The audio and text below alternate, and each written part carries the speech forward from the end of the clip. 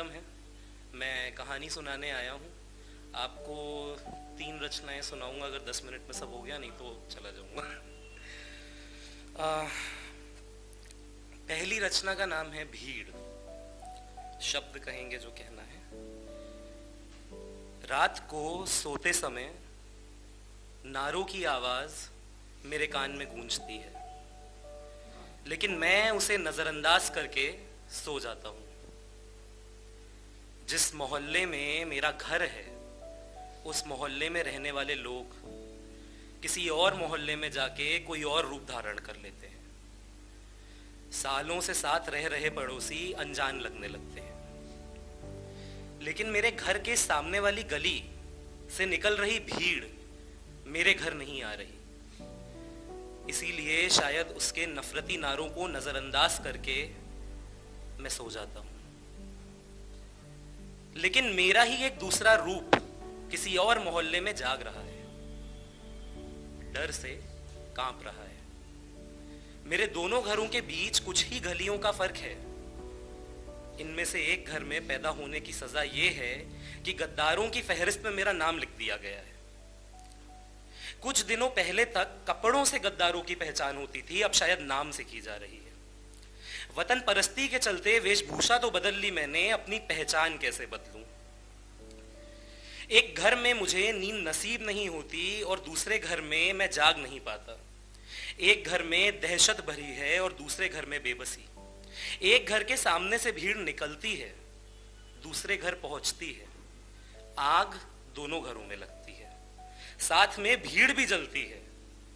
और सब खत्म होने के बाद एक दूसरी भीड़ आके राख अलग करने की कोशिश करती है।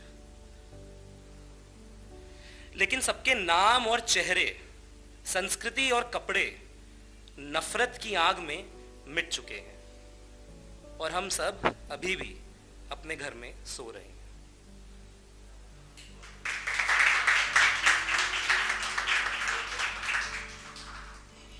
ये परिस्थिति के चलते पहला मुद्दा था जो मैं जिस पे बोलना चाहता था।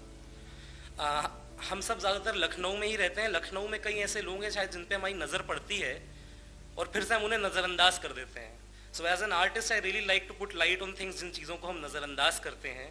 तो ये ऐसी एक व्यक्ति की कहानी, जो व्यक्ति आपको शायद सड़क पे दिखेगा, सड़क के किनारे पड़ा हुआ, जिसको हम देख के नजरअंदाज करते हैं, ऐसे एक व्यक्ति की कहानी। इस रचना का नाम है हीरा भाई। हीरा भाई उम्र 51, लखनऊ के निवासी, जिनकी नींद रोज चारबाग स्टेशन के सामने बनी सड़क के बीच बने डिवाइडर पे खुलती है। आज भी उन्हें एक पुलिस वाले ने अपने डंडे से उठाया। सुबह के 5 बज रहे थे और प्रशासन सार्वजनिक स्थलों की सफाई में जुटा था। सड़क पे सो रहे लोगों को हटाना या भगाना भी सफाई कार्यक्रम का ही एक हिस्सा था। अब यह भी एक व्यथा है कि पब्लिक प्रॉपर्टी पे पब्लिक का हक सबसे कम होता है। अब हीरा भाई उस पब्लिक का हिस्सा तो थे नहीं जो टैक्स भरती हो या जिसके पास अपनी जमीन जायदाद हो। हीरा भाई की जिंदगी राजनीतिक दलों की तरह चंदे पे चलती है, जिसको दूसरे शब्दों में ब्लैक मनी भी कहा जा सकता है। हीरा भाई को अपने डंडे के द्वारा जगाने के बाद जैसे पुलिस एक मुलजिम को डराती है, उसी प्रकार उस पुलिस वाले ने उन्हें भी चिल्ला के भगा दिया। अब भागने में ज्यादा तकलीफ भी नहीं होती थी। जाहिर सी बात है, इतनी संपत्ति तो थी नहीं। एक मोटी दरी जो सर्दियों में कंबल और गर्मियों में गद्दे का काम करती थी, कुछ फटे हुए कपड़े और एक जोड़ी चप्पल। इसका मतलब यह नहीं था कि जिनके पास संपत्ति ज्यादा है उन्हें भागने में कोई तकलीफ होती है। बस फर्क इतना है कि हीरा भाई जैसे लोगों को सरकार भगाती है और अमीरजादों को भागने में मदद करती है।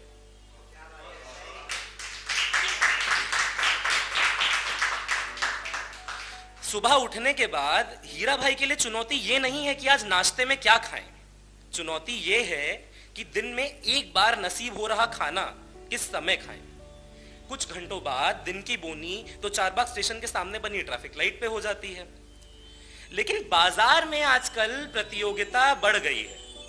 क्या बात है कि बाजार में, भिखारियों की बाजार में आजकल प्रतियोगिता बढ़ गई है। कैसे? हीरा भाई के लिए माफ करिएगा, चमकीली गाड़ियों में बैठने वाले नवाबों का आजकल दिल सिर्फ बच्चों या औरतों पे पिघलता है। हीरा भाई के लिए उनके पास कभी कभी गालियां होती हैं, लेकिन ज्यादातर उन पे नजर डालने का समय तक नहीं होता। कई मेहनतकश नवाब तो ये सलाह भी देते हैं कि हीरा भाई को हाथ फैलाने के बजाय काम ढूंढ लेना चाहिए। वो नवाब जो अखबार पढ़ते हैं उनमें यह खबर नहीं आती कि आजकल तो लोग नौकरी के लिए भी भीख मांग रहे हैं।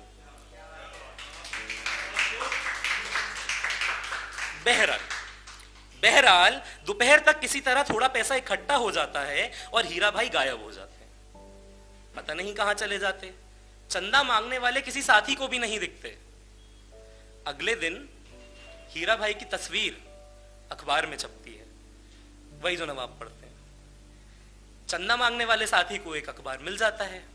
हीरा भाई की तस्वीर देख तफ्तीश करने की कोशिश करते हैं, क्योंकि जाहिर सी बात है पढ़ना लिखना तो आता नहीं। तफ्तीश करके यह पता चलता है कि हीरा भाई एक अज्ञात लाश बन चुके हैं। तो वो चंदा मांगने वाला साथी बिना किसी को बताए तुरंत मुर्दाघर पहुंचता है और हीरा भाई की वो चादर विरासत के तौर पे रख लेता है। शुक्रिया।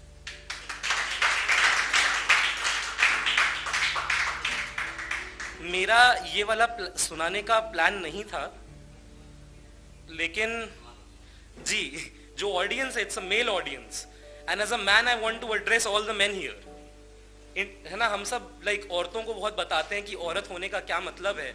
आज इसका पैमाना सेट करते हैं कि मर्दानगी क्या है, क्योंकि वो निर्भया के बाद फरहान अख्तर का एक ऐड आया था, मर्द बनो औरतों को प्रोटेक्ट करो। वेल, प्रोटेक्ट करने किससे प्रोटेक्ट करना है, that's the question, right. But anyway, इस रचना का नाम है मर्दानगी। मर्दानगी अगर अपनी ख्वाहिशों, सपनों और जज्बातों की बलि चढ़ाकर पैसा कमाना है तो मैं मर्द नहीं हूं। मर्दानगी अगर पितृसत्तात्मकता यानी पेट्रियार्की की संस्कृति और परंपरा को आगे बढ़ाना है तो मैं मर्द नहीं हूं। मर्दानगी का मतलब अगर अपने आप को जज्बातों से दूर रखना और शक्तिशाली होने का ढोंग रचना है तो मैं मर्द नहीं हूं। ऐसा मर्द नहीं बन सकता मैं जो किसी और को प्यार करने या किसी और का प्यार स्वीकार करने से डरता है। अगर मर्द बनने के लिए मुझे अपने आप को जिंदगी के एक ऐसे हिस्से में बंद करना पड़ जाए जहां मैं खुद से भी ना मिल पाऊं, तो आप बखूबी मुझे नामर्द बुला सकते हैं। ऐसा मर्द मैं क्यों बनूं जो पल पल अपनी बात मनवाने के लिए शक्ति और हिंसा का प्रदर्शन करता है। ऐसी मर्दानगी मेरे किस काम की जो मुझे मेरी आक्रामकता स्थापित करे बिना अपनी बात बोलना सिखा नहीं सकता। अगर मर्दानगी एक ऐसी कल्पना है जहां मैं अपनी शक्ति के आधार पे दूसरों से बेहतर हूं, तो आप मुझे नामर्द बखूबी बुला सकते हैं। भ्रमित होने से बेहतर है नामर्द होना। शुक्रिया।